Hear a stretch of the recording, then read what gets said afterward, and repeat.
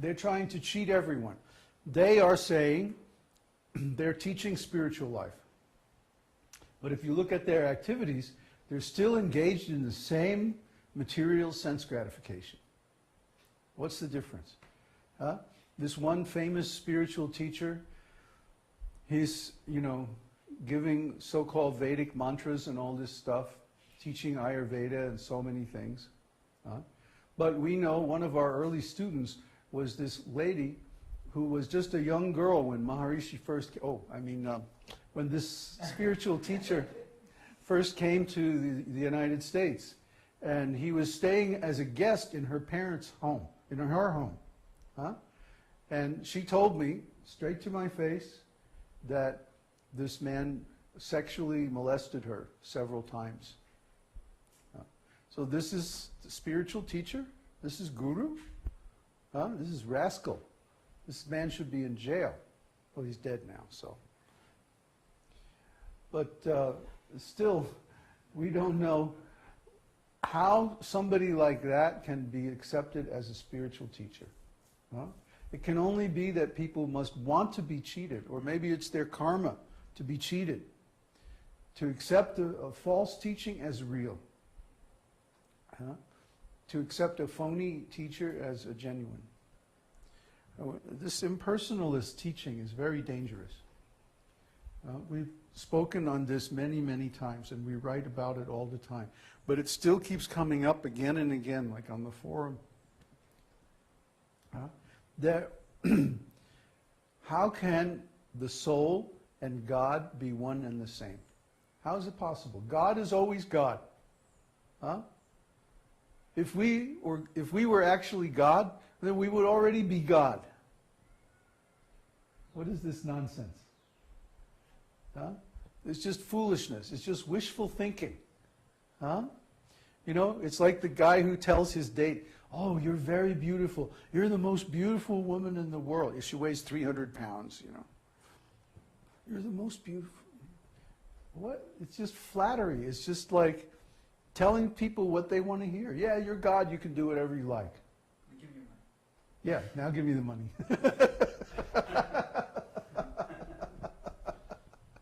Because nobody wants to accept discipline. Nobody wants to do the hard work. Nobody especially wants to change. They don't want to work on themselves. They don't want to improve. They don't want to increase their knowledge. So if they do like that, they stay exactly the same. They remain exactly the way they were. They don't improve. They don't change. They don't make advancement. This Buddhist philosophy that everything is nothing, and this rascal impersonalist philosophy that we're all God, this is the cause of all the evil in the world today. Why do I say that? Because if everything is nothing, and at the end of life we all just disappear into nothingness, then whatever we do in this life doesn't matter. If there's no reward or punishment after death, no different destinations or different destinies in the next life, then what does it matter what we do? Do anything you like. Rape, steal, kill, pillage, burn, murder, wars, whatever. Just do it. Have fun. This is the most nonsense philosophy in the world. And the next, second most nonsense philosophy is you're God, you can do anything. Prove you can do anything. Create a planet. Just a small one. What's that? Walk on that water. Yeah, walk across that lake, Just show us one thing that you can do. No, they can't show anything. All they can do is give very sophisticated, flattering talk. Oh, you're God. You are one with everything. You are the Buddha. You are the God. No, you're not. And you can never become God either by any amount of mystic yoga or philosophical jugglery or nonsense bad logic. None of that is going to make you God. Sorry. That's just the way it is. You know, in life, sometimes we have to accept something that we don't like. Because, why? It's just the way it is. Huh? I have to work. I have to support myself. I have to take care of myself. I have to accept responsibility for my existence. Huh?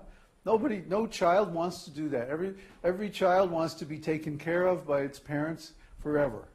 Why? It's easy. Huh? Oh, it's great. They feed me, they dress me in the morning, they carry me here and there. No child wants to grow up.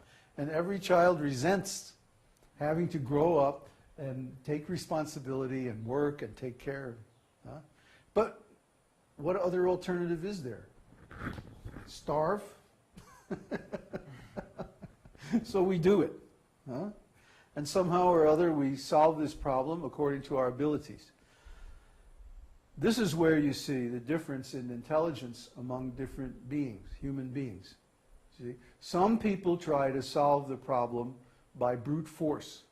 I'll go out and work in a coal mine, or a factory, or or becoming, I'll become, a garbage collector, or some laborer, or something like that. And then they do all this dirty, horrible work. This is called ugra karma. Ugra karma means unnecessary, dangerous, dirty, contaminating work. It's degrading, actually. It makes your consciousness go down. It's work in the mode of ignorance. So they're working. Just like one man was describing to me, he was working as a welder on the pipelines in the oil fields. Welding is when you take a torch and you put two pieces of metal together with, and so they're all working very hard, 12, 14-hour days out there in the oil fields. And to get them to work that hard, the oil company would come out with a case of whiskey and just pass out. Anybody who wants to work overtime today gets a bottle of whiskey. Big carrot. Yeah. So like that, they would encourage them to work hard by giving liquor, intoxication. Work and get stoned. When we worked in the computer game industry, Henson, the computer game company, gave us huge big buckets of coffee seeds coated in black chocolate.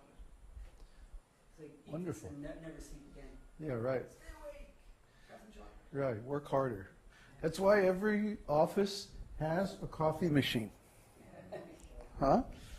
There's no office that does not have a coffee machine. Because they know, you drink the coffee, you get all wired, and you're manically doing your work. But we understand that this is called ugra karma. This is unnecessary. Why? Because any human being with a little intelligence can get together a piece of land and a couple of cows. Prabhupada said, 1 family, 2 acres, 2 cows. And you can make it. You can survive. You don't have to work, hardly at all. How much work is it to take care of 2 cows? Like 30 minutes a day, maybe. Yeah, that's if you have to milk them. And if they're not milking, then just let them cut the grass for you. So by this method, nobody has to work. So then why are we working so hard? Because the rascals, they have convinced us that the only purpose in life is sense gratification. Therefore, we have to get all these unnecessary things. Big house, nice car, so many appliances and this and that. And oh, by the way, for sense gratification, we all have to have a separate place. So nobody knows what we're doing, because actually what we're doing is very nasty. So we don't want anybody else to see or know. So everyone has to have their own place with the door that locks, and nobody else can come in.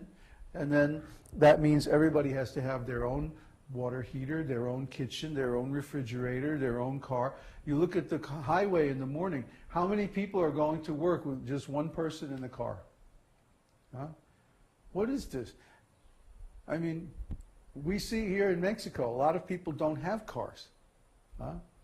And so they take public transportation like bus and like that. And it's so much more efficient.